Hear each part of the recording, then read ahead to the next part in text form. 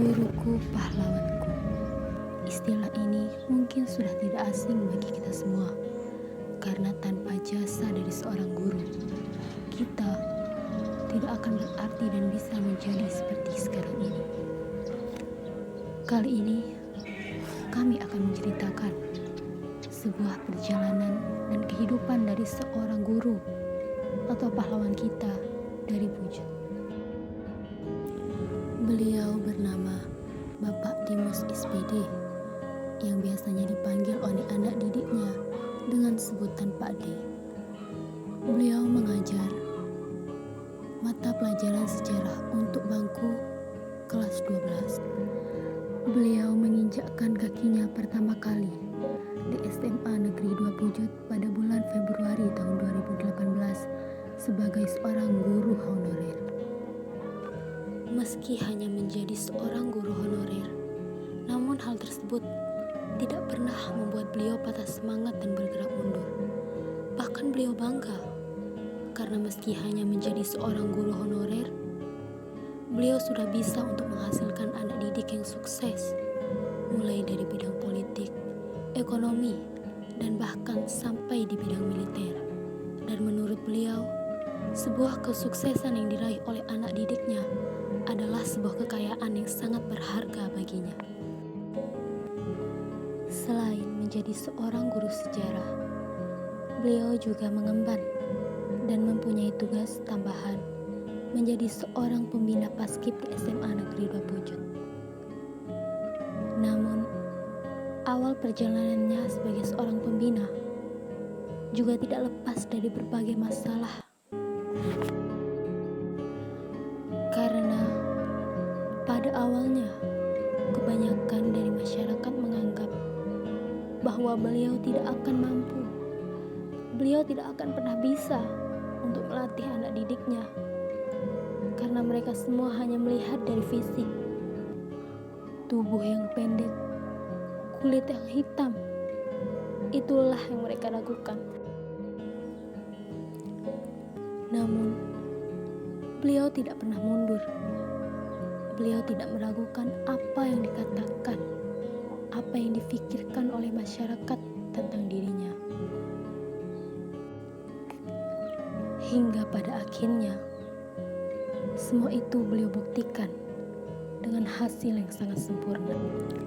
Setiap tahun, anak didiknya keluar membawa nama baik sekolah sebagai pengibar di kabupaten maupun di kecamatan.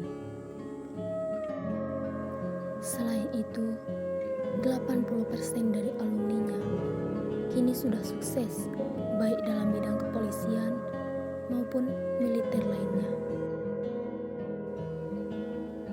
Dan inilah pesan yang beliau sampaikan kepada semua peserta didik maupun semua mahasiswa. Mengemban amanah dari orang tua, jangan sia-siakan kesempatan itu. Orang tua pasti akan mendukung apa yang menjadi cita-cita sang anak tercinta. Mereka akan sanggup bekerja keras demi cita-cita anaknya akan tercapai. Untuk itu pergunakanlah waktu ini semaksimal mungkin. Masih banyak di luar sana orang tidak bisa kuliah. Anda harus beruntung dan bersyukur bisa kuliah. Yang kedua, raihlah cita-citamu dan banggakan kedua orang tua. Orang tua tidak minta apa-apa dari anak. Berdasarkan pengalaman saya, hanya dia minta kesuksesan anak sebagai kado terakhir yang dia akan bawa untuk menghadap sang ilahi nanti. Itulah pesan yang beliau sampaikan kepada semua peserta didik maupun kepada semua mahasiswa yang kini masih berjuang untuk mendapatkan gelar sarjana. Dari beliau, kita juga bisa belajar mengenai arti kesabaran, karena sesuatu yang dijalankan dengan ikhlas dan sepenuh hati pasti akan membuahkan hasil yang maksimal. Dan alhamdulillah, tahun ini beliau lulus tes jalur P3K yang diikuti oleh sekitar 1.370 peserta. Dan alhamdulillah, nama beliau keluar lulus pada jalur tes putaran pertama. Alhamdulillah di tahun ini lewat perjuangan P3K yang saya tes kemarin tanggal 16 September.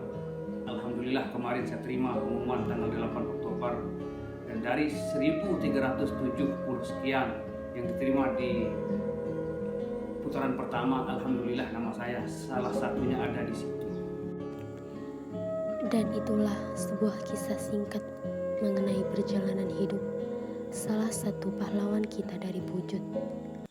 Pesan yang dapat kita ambil dari perjalanan beliau adalah jangan pernah merasa puas dengan apa yang kita dapatkan saat ini. Dan jangan pernah berputus asa dengan sulitnya keadaan yang kita alami saat ini. Karena pada akhirnya, cepat atau lambat, kita semua pasti akan mendapatkan hasil yang seimbang dengan perjuangan yang telah kita lakukan.